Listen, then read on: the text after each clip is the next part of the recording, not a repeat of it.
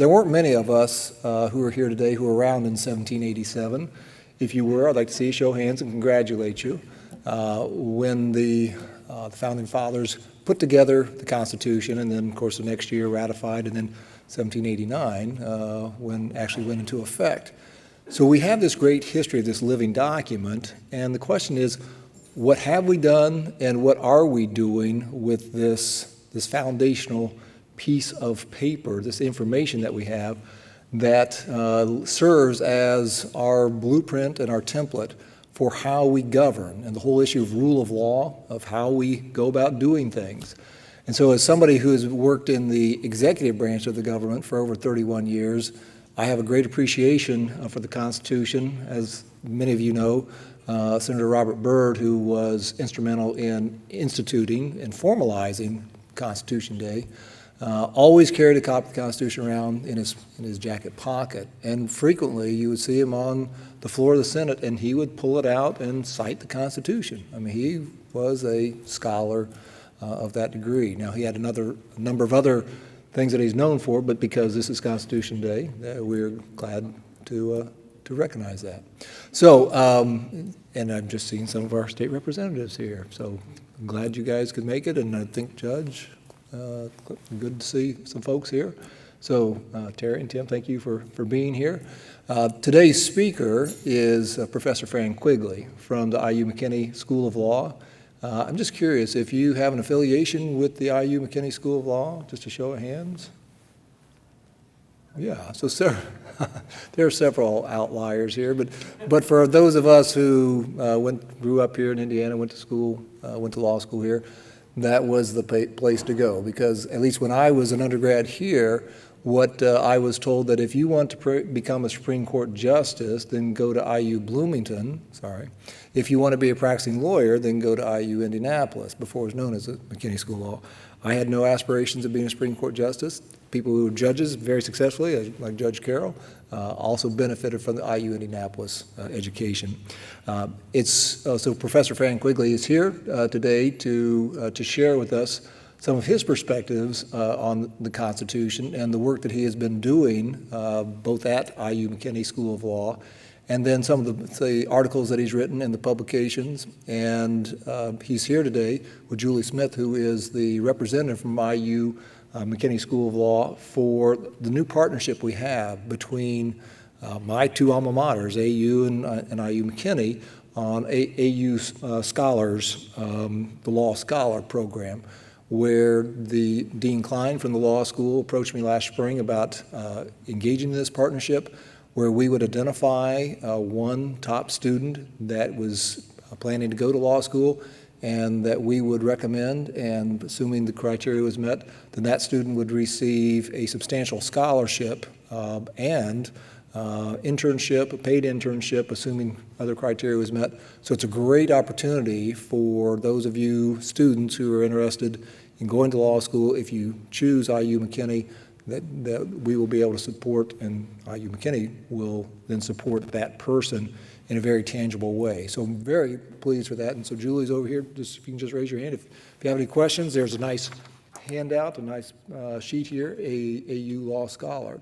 So with that, let me invite Professor Fran Quigley to come up and talk with us about that. Thanks for being here.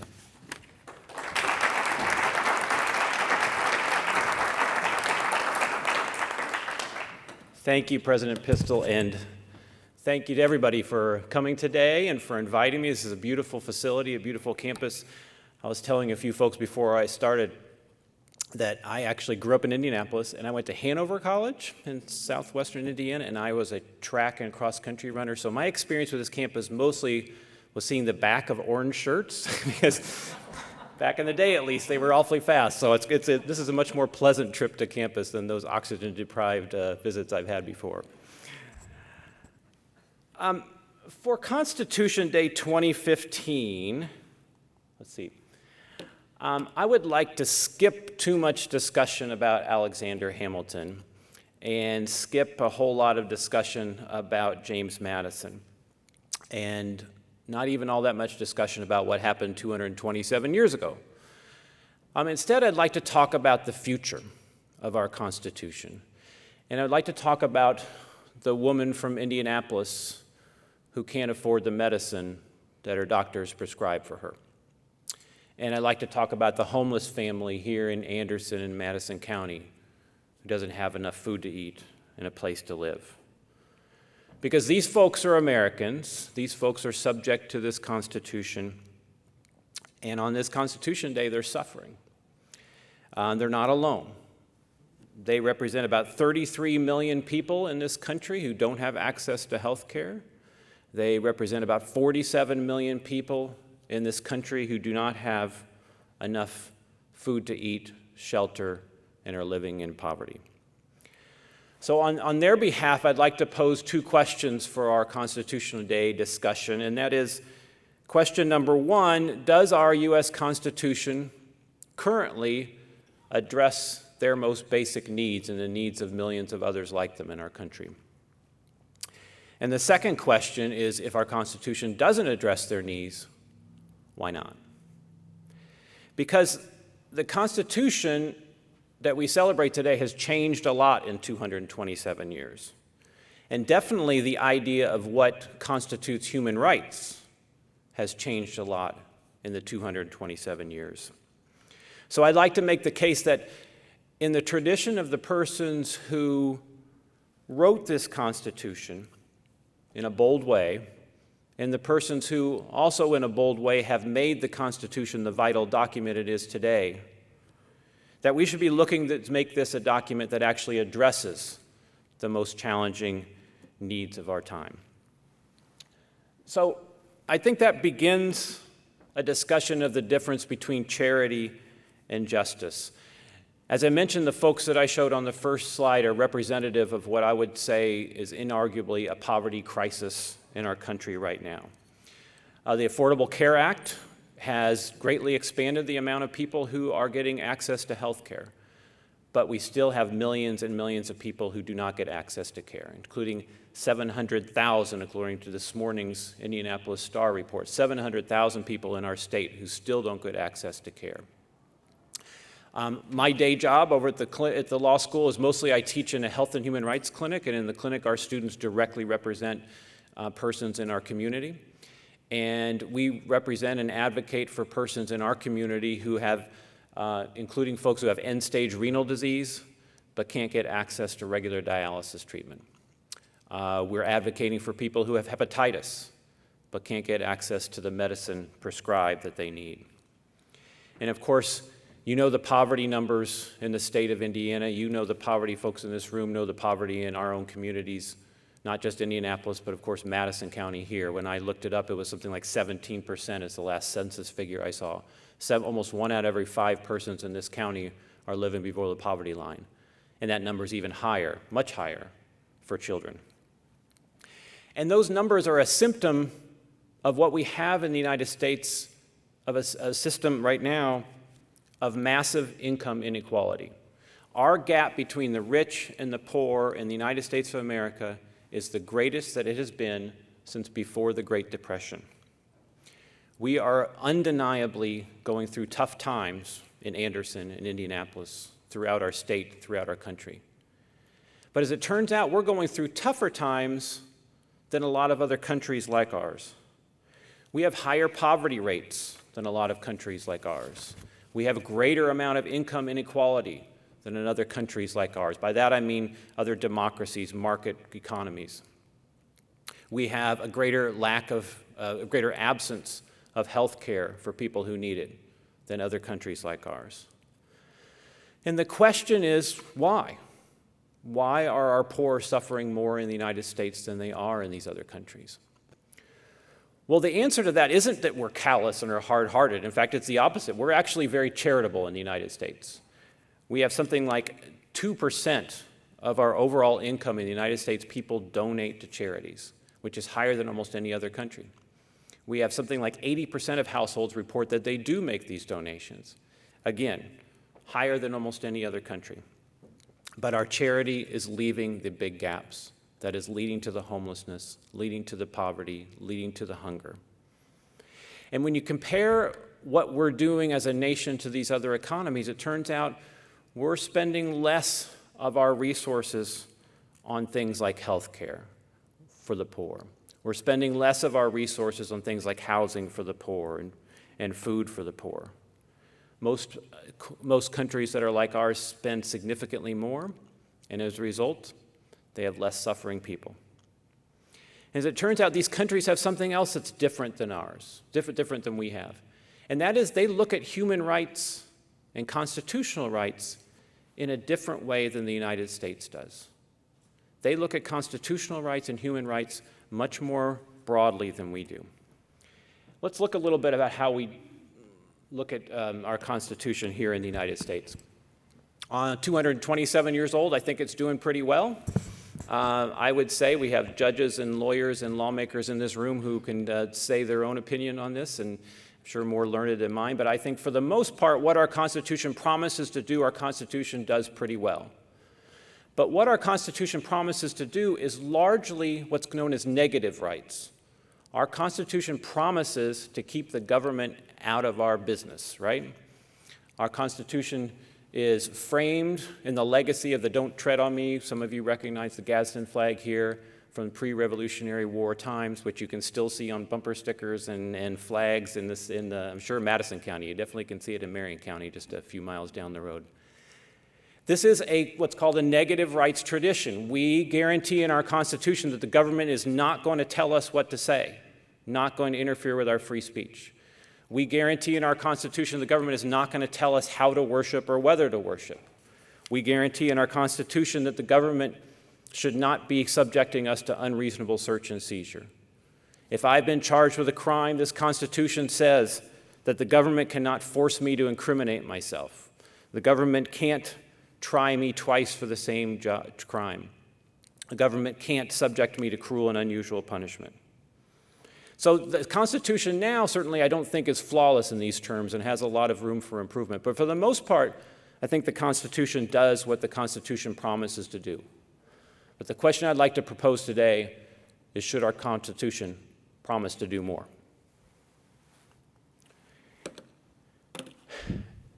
It may be surprising to have a law professor talk about the Constitution, talk about the laws, and then put up symbols about their faith and moral traditions.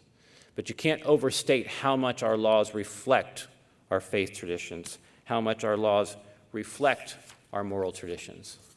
But our Constitution has fallen behind in this respect, in that the cornerstone of our faith traditions and the cornerstone of our moral traditions is that we need to care about the sick and the poor, and we need to care for the sick and the poor. And this is not just a matter of charity, it's a matter of justice. Archbishop Desmond Tutu is one of many persons of God who talks about a parable called the babies in the river. You may have heard the parable, and the parable goes like this, that if you have a community that's situated by the side of the river, and one afternoon they see this kind of rickety raft come down the river, and it's got a baby in it, a helpless baby in it. What's the responsibility of that community? Well, their responsibility is to rush into the river and save that baby, right? But what happens if another baby comes down the next day, and then more the next? And eventually there's too many babies coming down the river for the community to save. That means the community needs to go beyond this act of charity of saving one individual or helping a few individuals. That's what Archbishop Tutu says. And now it's time for the community to take on the responsibility of going upstream and finding out what the injustice is that's causing those babies to go in the river to begin with. And when Archbishop Tutu and others talk about this, they talk about Isaiah 58, talking about loosing the bonds of injustice. They talk about Jesus choosing Isaiah 58 as being the verse that he chooses to read in the synagogue in the Gospel of Luke. And we can see some evidence of that in our laws now, just not in our constitutions, but in our laws. In our state constitutions, for instance, our state constitutions, we have 50 different state constitutions around the country. A lot of folks don't know that. Our state constitutions often guarantee a right to education. Some of our state constitutions actually guarantee a right to general health and welfare. We have lots of laws, legislation that talks about caring for the poor and the sick. We've had poor relief laws here in our state and throughout the country since back in the 18th century. We still have them. The township trustee laws, the township trustee system, you may be aware of, the poor relief system we have in Indiana, derives from the 17th, 18th century legacy of the government actually taking on a responsibility to care for the poor. And of course, in the 1930s, the United States took on a greater responsibility at the federal level, adopting the New Deal to try to address the needs of the sick, the elderly, and the poor. But our Constitution hasn't yet kept up. We almost went there.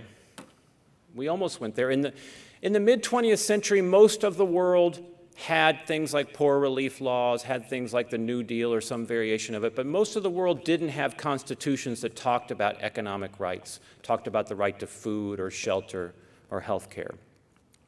But that started to change during World War II, and it started to change in large part because of our own president, Franklin Delano Roosevelt, who in 1944 articulated what he said should be a second Bill of Rights.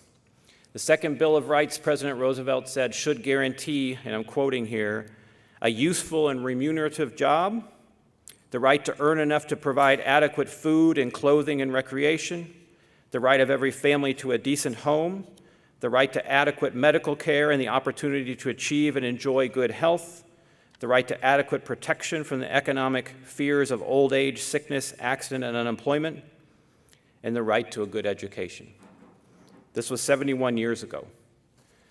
And President Roosevelt said that this was important not just because it was the right thing to do, was the moral thing to do, was the just thing to do for the economic needs of these people, but also because it was inextricably connected to those civil and political rights we already protect in our Constitution.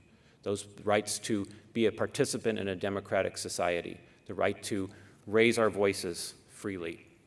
And this is what President Roosevelt said in 1944. True individual freedom cannot exist without economic security and independence. Necessitous men are not free men. People who are hungry and are out of a job are the stuff of which dictatorships are made. And that 1944 speech and the four freedoms that President Roosevelt articulated 3 years before that in the United Nations post-war built that momentum. President Roosevelt passed away, the war was concluded, but then his widow, Eleanor Roosevelt, took up the torch, and on behalf of the United States, worked with representatives of every other nation on earth to create not just the United Nations, but the Universal Declaration of Human Rights. And the Universal Declaration of Human Rights was the first time ever that the global representatives said that there was indeed a right to the basic subsistence of life. The Universal Declaration of Human Rights was followed by a more particular and exact treaty, the International Covenant on Economic and Social and Cultural Rights. Raise your hand if you've heard of the International Covenant on Economic and Social and Cultural Rights. I see we've got one or two people who actually do this for a living in the back raising their hand. That covenant is signed by 162 nations. That covenant is signed by every nation, a developed nation in this earth except for the United States of America. And that covenant is built on the Universal Declaration of Human Rights, which says this: everyone has the right to a standard of living adequate for the health and well-being of himself and his family, including food, clothing, housing, and medical care and necessary social services, and the right to security in the event of unemployment, sickness, disability, widowhood, old age, or other lack of livelihood in circumstances beyond his control. The Universal Declaration of Human Rights not only followed by the International Covenant on Economic and Social and Cultural Rights, which made those more explicit and more enforceable, but then constitution after constitution after constitution around the globe took up this same mantle and said, yes, we think it's absolutely important that people have not just the right to free speech, not just the right to freedom of religion, but the right to a subsistence that allows them simply to live. So this is what it looks like with our Constitution compared to other constitutions. So on the left, you see language that you'll recognize, our First Amendment, our negative rights. Most other constitutions, in fact, almost every other constitution has similar civil and political rights, but protecting the right for free speech, free expression of religion. The Fourth Amendment, protecting our right to be secure in our homes without unreasonable search and seizure. Other constitutions have that too, the negative rights, the civil and political rights as they're called. But now, most constitutions in the world have also embraced positive rights, economic, social, and cultural rights. You see the example here from South Africa. Everyone has the right to have access to health care services, sufficient food and water, Social Security. Children have the right to basic nutrition, shelter, and health care. The one on the right is what most constitutions around the globe look like today, not the one on the left. Even after the Universal Declaration of Human Rights was passed and signed by the United States, there was a time when it looked like we might be joining the rest of the world in this growing embrace of economic and social rights. Brown versus Board of Education decision, you're all aware of, from 1954, was important for a lot of reasons, but not just because of the desegregation language, not just because it articulated for the first and very clear statement, final statement really, that separate can never be equal. But the Brown court, a 9-0 decision, not just ordered that other branches of government and other levels of government at the state and local level desegregate their schools, but the courts took jurisdiction of the issue and mandated it and continued to keep jurisdiction until the schools were desegregated.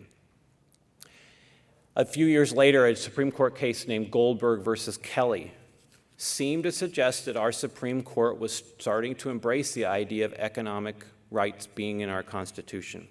The Goldberg case was about due process and welfare appeals, but that wasn't really the important part. The important part is that the court said, and I'm quoting here, welfare can help bring within reach of the poor the same opportunities that are available to others to participate meaningfully in the life of the community. Public assistance, then, is not mere charity, but a means to promote the general welfare and secure the blessings of liberty to ourselves and our posterity. And if you recognize that language, it's because the court was quoting the preamble to the Constitution. The court in Goldberg versus Kelly was embracing that same language, that same concept that President Roosevelt had said, is that you can't separate civil and political rights from economic rights. And it looked like that the United States may be heading down the same path the rest of the country had already been heading. But no. The Supreme Court in 1973, in the case of San Antonio Independent School District versus Rodriguez, rejected any broader interpretation of our current Constitution and said there is no federal right to education. The Supreme Court in 1989, in the case of DeShaney versus Winnebago County, said that the Due Process Clause cannot be construed to confer any affirmative right to governmental aid, quote, even where such aid may be necessary to secure life. And these are not just abstract decisions that are in some dusty law book somewhere.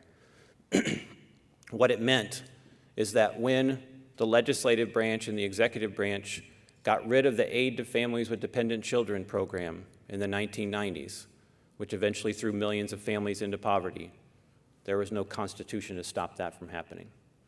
When the legislative branch and the executive branch has, in the past, recent past, and continues to cut the food stamp program, causing many people to be hungry, there's no U.S. constitutional bar to that happening.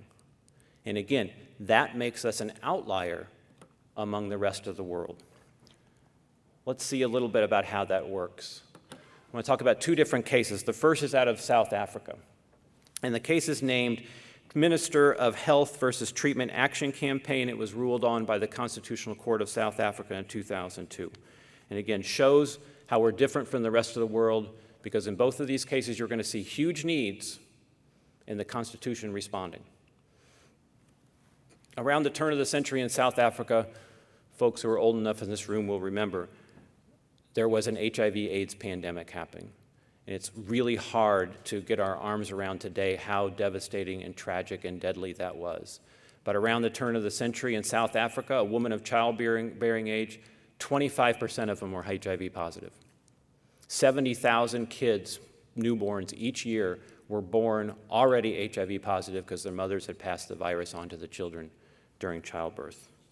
A statistic that still I struggle to get my mind around. In the year 2000, in the years surrounding that in South Africa, more people died who were in their 30s and 40s than who were in their 60s and 70s.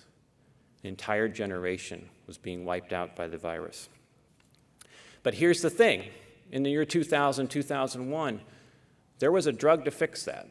Nevirapine is one of them. There was a whole class of drugs called antiretroviral medicines that were so effective against the HIV virus that it was known as the Lazarus effect. You could take people who were actually literally on their deathbed within days of dying, and if they got this drug within days and then weeks and months, they would be so strong they would live healthy, long lives, almost rising up out of the dead. But that medicine was available at this time in the US. That medicine was available and widely used in Europe. It wasn't available in Africa. The governments wouldn't provide it. It was considered to be too expensive. This one particular drug I have a picture of here, nevirapine. Nevirapine, if it was provided when an HIV-positive mother is giving birth, one pill to mom and one drop to the baby within 72 hours after the baby was born, and the transmission rate of 40% of HIV to the babies dropped to single digits, 3% sometimes. This one drug. But the South African government wouldn't provide it. So what happened was these activists, the folks pictured here, the Treatment Action Campaign, took the government to court, went back and looked at that Section 27 of the Constitution we talked about, which talks about the right to health care, the right to life, and says, government, you need to provide this drug that's going to save lives. And with great amount of activism, they had 5,000 people outside the court at one time, and a great amount of pushing both nationally and internationally. Eventually, the court agreed and ordered the government to provide the medicine to pregnant moms. The Constitution was enforced, and millions of lives have been saved. The second case I want to talk about is technically named People's Union for Civil Liberties versus the Union of India, but it's more commonly known as the Right to Food case. Similar but different crisis in India around the turn of the century, where millions of people were suffering from malnutrition and some were starving. But as it turned out, the government of India had millions of tons of grain that was stored that it wasn't distributing. So those activists and the people concerned about the folks who were starving to death wanted to do something about it, couldn't get things done through the legislative process, and so they wanted to go to court. But they didn't have a Section 27 of the Constitution like South Africa did. They didn't have this wonderful language saying everybody has the right to food or health care. What they did have was this part of the Constitution, Article 21 of the India Constitution, which says protection of life and personal liberty. No person shall be deprived of his life or personal liberty except according to procedure established by law. So now I'm going to call out some of these young people. Raise your hand if you're a political science or history major. Okay. Does this language look at all familiar to you? This looks a whole lot like our own due process clause. No person shall be deprived of life, liberty, or property without due process of law. And the court looked at Article 21, and the court looked at the fact that millions of people were starving in their country, and they decided that the Constitution protected what they called a right to life, different than the way we term right to life here in the U.S., termed a right to life, and said that the government had to act. The court ordered the government to double its food for work program. The court ordered the government to create a school lunch program. The court ordered the government to give ration cards for free food to folks who are elderly or disabled, and continued to issue orders until massive legislation was passed. And again, the Constitution was put into force and millions of lives were saved. Which I think leads to the questions we want to tackle with today. And that is, should a U.S. court be like the Supreme Court of India and find a similar right to life in our own Constitution in response to the poverty and suffering we have in our own country? Or should we, the people, remember the first clause of our Constitution, should we, the people, be like South Africa and adopt an amendment that explicitly protects the right to food, to shelter, and health care? Now, it's only fair to recognize that there are definitely arguments against interpreting our Constitution so as to provide a right to subsistence, or to amend our Constitution as to provide a right to shelter or food or health care. The arguments are that there's limits on what a government should do. There's arguments on definitely limits on what a court should do. The elected branches of government should be totally in charge of economic and social programming. And these kind of rights can't be guaranteed by judges, can't be guaranteed by courts, therefore they don't belong in our Constitution. Serious people advance these arguments they need to be seriously engaged with. But I think they've been proven wrong. I think the Treatment Action Campaign proves them wrong. I think the Right to Food case proves them wrong. And they've been proven wrong in dozens of other cases that most people in the United States don't know about and don't hear about. That includes lawyers, includes judges, includes lawmakers. But there have been cases around the globe about right to clean water in Argentina, the right to food and housing in Nigeria, the right to child care and employment in Finland, the right to education for learning disabled students in Canada, the right to housing for internally displaced persons in Colombia, the right to subsistence grants for the unemployed in Germany, and on and on and on, literally books written about all these different cases where courts around the world have decided that these rights exist in their constitutions and need to be enforced in their communities. And what these cases tell us is that it is possible for our Constitution to grow too. These cases tell us that, and I would say our own constitutional history tells us that too. Because there's no pretending that the men, and of course they were all men, all white men who wrote the Constitution 227 years ago, intentionally put in that Constitution the right to food. They didn't. They didn't put in the right to health care. They didn't put in the right to shelter in our Constitution. And Judge Richard Posner, some of the lawyers and the judges in this room will recognize the name, the somewhat famous or infamous, depending on your opinion, judge of the Seventh Circuit of the U.S. Court of Appeals, in arguing that the U.S. Constitution doesn't include positive rights to subsistence programs. He wrote this, quote, "The men who wrote the Bill of Rights were not concerned that the federal government might do too little for the people, but that it might do too much for them." And I think he's right. He's right. The men who wrote this Constitution came from that don't tread on me background. They were concerned that the federal government do too much.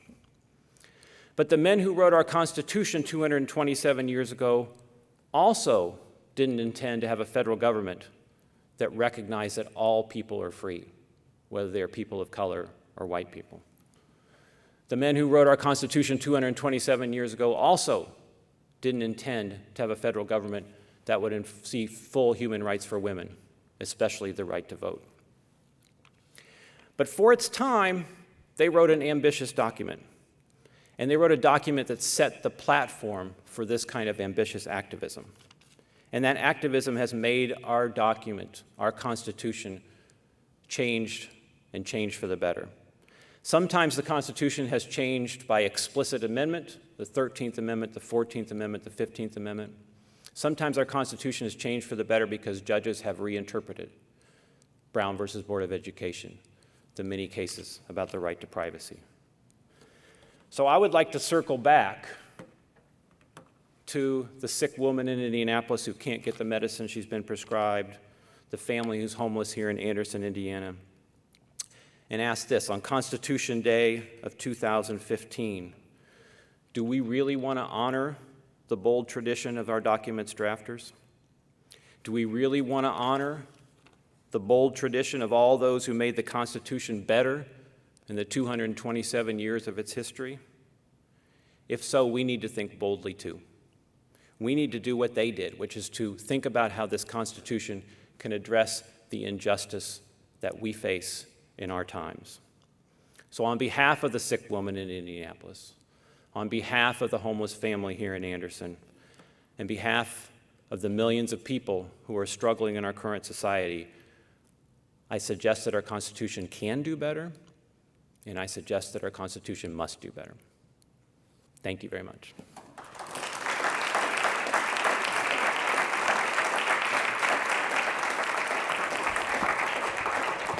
This is unusual for law professors, but I actually left enough time so people could talk, right? So we have time for Q&A, and the old story about Q&A is try to phrase your comment in the form of a question, but I think you can skip even doing that if you want to. Comments are fine too. Senator Landon. Thank you.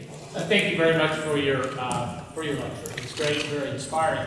But I still have a question for you, which I don't think I necessarily heard you answer, which is, if we are to extend the interpretation of the Constitution to positive rights, is it your suggestion that it would call for an amendment to the Constitution itself, or are you suggesting that there could be some inherent rights embedded within the due process clause or other existing parts of the Constitution that merely call for further extension of those rights by courts? The reason you didn't hear me take a position on that is because I'm not taking a position on that. Whatever route leads us to the destination is fine with me. I think it is possible to look at it both ways. I think it's definitely, when you look at the due process clause as it exists now, and you look at what the court in India did and what the courts in Bangladesh, Pakistan, New Zealand, other places have done with similar language in their constitution. It's called the right to life jurisprudence, really. Again, different than what we usually use that term here in the U.S. It's possible to argue that through our Constitution. It's also possible to be much more explicit, like, again, most constitutions in the world do, and explicitly say there's a right to food, there's a right to shelter, there's a right to access to health care. Again, we have a lot of people who don't get it, but we have a lot of people who do. It's not like a new frontier for our government. Our government has tried to feed the poor. Our government has tried to give housing to the poor. Our government has tried to give, it is trying, and I think, making historic gains in giving health care to the poor. But this takes it out of the discretionary realm and makes it an enforceable right. So either path would be fine, frankly, with me on behalf of these folks. I don't think they care whether it's a due process jurisprudence or a new amendment. Can you hear me if I'm away from the microphone? Okay, usually I will get closer to the microphone. When you spoke about expanding the rights and actually saying that people have a right to these certain necessities, would you be suggesting that we either, I guess the question that I'm asking is, where would the funding that would you suggest, where would that be coming from? Would you suggest raising the debt ceiling or cutting back on other programs, or how would you see the best fit to actually implement this? Yeah, that's a fair question. So, these are not free rights, and they're also, frankly, enforced in a different way than civil and political rights, or sometimes are. If the United States, for instance, signs a treaty saying that we agree not to torture, our obligation on day one is not to torture, right? If we sign a treaty, the Economic and Social and Cultural Rights Treaty, which does say this, that people have a right to health care and a right to food and a right to shelter. Well, on day one, probably not everyone's going to have food and shelter and health care. It takes a little bit of time to ramp up, and in the treaties and the constitutions usually have language recognizing that. But the courts, the governments need to make what's called progressive realization, need to be working in that direction. So there's a funding question. Again, these are not new programs that would need to be in existence. It would be an expansion of what we have now. One of the ways that folks have talked about looking at this, and I actually have a law review article. I know everybody reads the Virginia Journal of Social Policy and the Law, so I'm sure it's on your coffee tables already. But I have an article coming out specifically addressing your question, which is you look and see what our government has given up in terms of our charitable tax deduction. And you look in some of the analyses of that charitable tax deduction and how our charity sometimes goes towards helping the most needy people. Sometimes folks are getting a deduction for different types of gifts. And most folks, when they're asked, say they'll still give their gifts and still be charitable without that tax deduction. If we were to cut back at least on that tax deduction, a whole lot of the revenue we need to expand these programs would be there. I see our legislators trying to do the math, trying to figure this out. Well, thank you for your advocacy for those among us who are the most needy and for the work that you and your students do at the law school. I wonder what your thinking is about the implications of the shift of power from the legislature to the judiciary when positive rights are engrafted into the Constitution. Because if these become constitutional rights, it's judges who decide those matters and who are vested in with the responsibility of seeing that people have those rights. And there's surely criticism among legislators that would be anti-democratic, and it shifts a lot of power from the legislative branch to the judicial branch and creates an imbalance then of the three branches of government that are supposed to be equal. What's your thinking about that? Yeah, that's again, I don't know if everybody could hear. It's a very good question about the potential shift of power among the three branches. And I think in theory it could. and I think in practice it has for short periods of time. But in reality, just like the constitutional rights we have now, that the courts are entrusted with enforcing those rights, the courts aren't entrusted with making sure that we have an operating police force. The courts are not entrusted with making sure that the courts don't manage our prison system to make sure cruel and unusual. But the courts act as a safety net, as it will, an enforcer of the existing rights.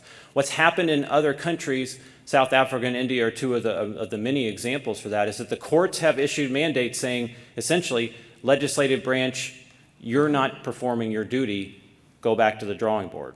And if you don't perform your duty, you're going to come back and answer to us. The courts don't manage the right to food program, the food programs. The courts don't manage the health care program in South Africa. The courts enforce the legislative branches and the executive branches doing their duties. So certainly that does give an expanded enforcement ability for the judicial branch, but ideally, and in most cases, it doesn't significantly expand what they're entrusted with managing day to day.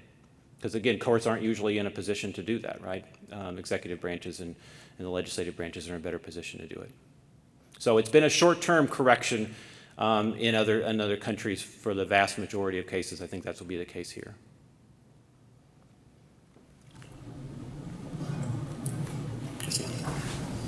This will involve creating citizenship rights that include the positive rights that you mentioned. But I can foresee a lot of resistance from the average American to something like this. I can imagine just calls of socialism and communism, etc., as well as our courts being overly active in their interpretation of the Constitution if it goes in the way of reinterpreting the 5th and the 14th Amendment. Do you foresee that there would be ever a possibility in a society like ours to actually get this passed? Yeah. Well, I think that your forecast of what could be the resistance to this type of proposal has already come true. The reason, I would say, in the 1950s and 1960s, when the rest of the world was signing on to the International Covenant on Economic and Social and Cultural Rights, the rest of the world was amending their constitutions. We were in the midst of the Cold War. And these proposals were quote unquote communistic, socialistic, pinko, et cetera. And they were resisted. You look back and see the history that unfortunately the president of the American Bar Association saying some pretty horrible things at that time, and others. And so yes, I think it's clear that there would be on policy grounds, on macroeconomic grounds, there definitely would be resistance. It's why we don't have it now. But I also think that we're increasingly, I would hope we're increasingly embarrassed by the wealth that we have in our country right alongside the poverty we have in our country. And you look at our poverty figures, that's one thing, but I think that's really, it should be appalling to us, is the gap between the rich and the poor, and that growing gap between the rich and the poor, which unfortunately keeps growing. And I think it's possible that that gap grows to the point where we are ready to look at different options here, or look at a different approach to how we deal with the needs of our brothers and sisters in our communities. You mentioned the difficulty of enforcing these kinds of laws, and like you can say that everyone has the right to food or whatever, but it's hard to eliminate food insecurity entirely. So what does that look like in countries like India and South Africa, and how does that might look like here? Yeah, it's a good question, and that's one of the real concerns about expanding rights like this is how do you enforce them. But as it turns out, we know how to prevent homelessness. People need a place to stay. We know how to prevent hunger. People need food. We know how to prevent folks going without the care they need. We need to have universal health care access. The programs are there. In fact, in many respects, we have the programs there in the United States. We're just not quite as ambitious as we should be about covering everyone. And what that's happened in other countries, like I said, is essentially a significant expansion, if need be. Like in India, they created essentially the school lunch program. They created a food for work program. They created kind of this the safety net for the poor and the disabled and the elderly. So I don't think that it necessitate in any respect a reinvention of the wheel, the programs we have. The programs we have been proven time and time and time again to not just raise people out of poverty in the short term, not just to make sure there's food on the table in the short term, but to help the families raise out of poverty long term because of all the negative effects that come when people are homeless and hungry and sick. And when people are no longer homeless and hungry and sick, then their chances of success for themselves and the next generation improve. We know that. We just need to do a better job of it. And right now, the folks who don't get food stamps, the folks who don't get access to health care, the folks who don't get housing in particular, we fall enormously short. Again, if you're in Madison County, I'm sure you know that's certainly true in Indianapolis and Marion County as well. We know how to resolve that. We just have not had the political will, or I would say, a human right mandate to make it happen. You guys are allowed to follow up and say, you're full of if you have a question.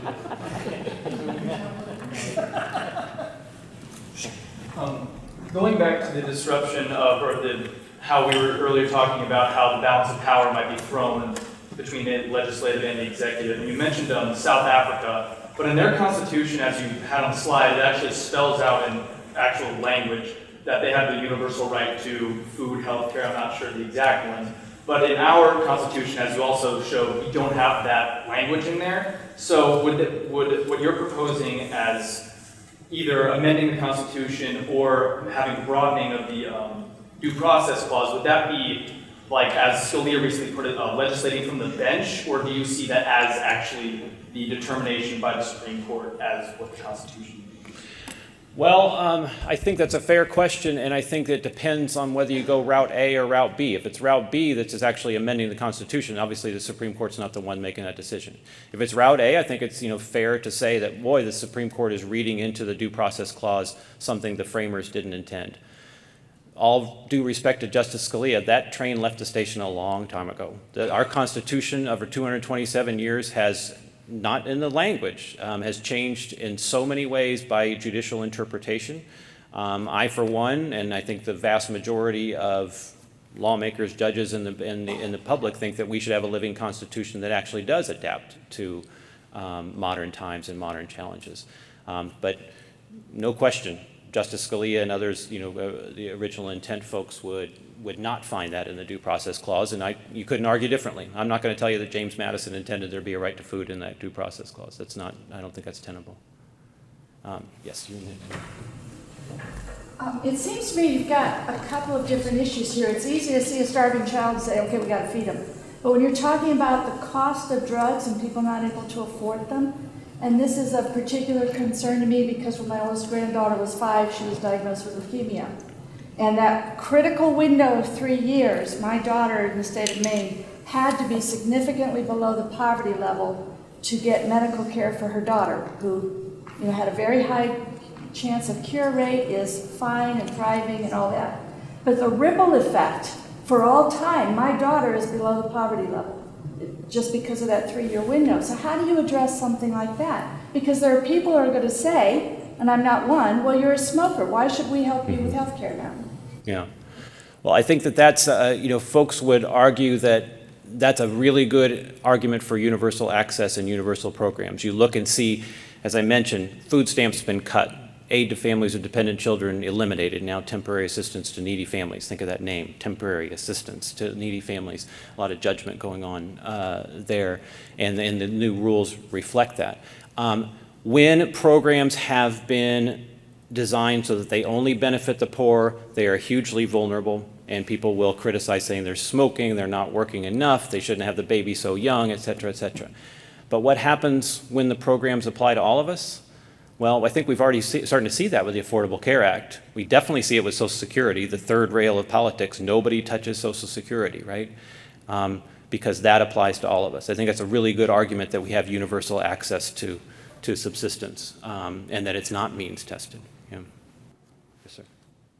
I believe a system like this being implemented would be very beneficial to some people, but I could also see a select group trying to take advantage of it. And how would you draw a line between the people who would be benefiting off of it against those taking advantage of it and indulging off of hardworking Americans? Yeah. I think that's a fair concern as well, but I think we have that now. Again, none of these, there are housing programs that a tiny percentage of people take advantage of now. There are food stamp programs, a tiny percentage of people take advantage of now. I think you don't give up on it. I think you're going to have a certain amount of fraud and abuse. I think that is a price you pay, but you also have lots of mechanisms for enforcing and preventing that from happening. And if you do look at these programs now, the amount of abuse of those programs is really remarkably small, kind of hearteningly small. But every time it happens is offensive, and every time it happens is stealing from the coffers of what's supposed to go to the poor. So you have to be careful about people taking.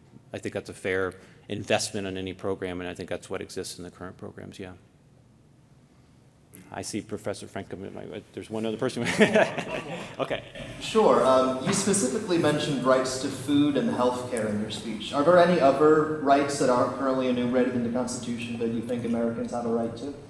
I think if you look just basically at the basic necessities, however you want to define that, and you look at constitutions, again, I gave you the example of South Africa, but you see others.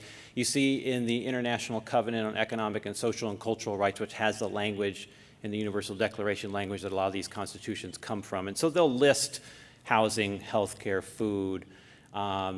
Sometimes they'll use the term Social Security. Again, small s is different than what we see it, but essentially a safety net so that if someone is sick, someone is unemployed, someone is in a difficult situation, that they don't starve to death or sleep on the streets in downtown Anderson. Thank you very much. Thank you.